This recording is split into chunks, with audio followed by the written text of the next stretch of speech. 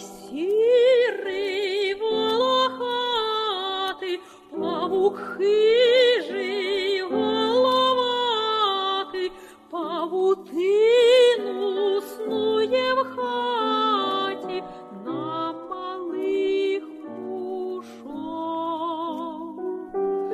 Мушка,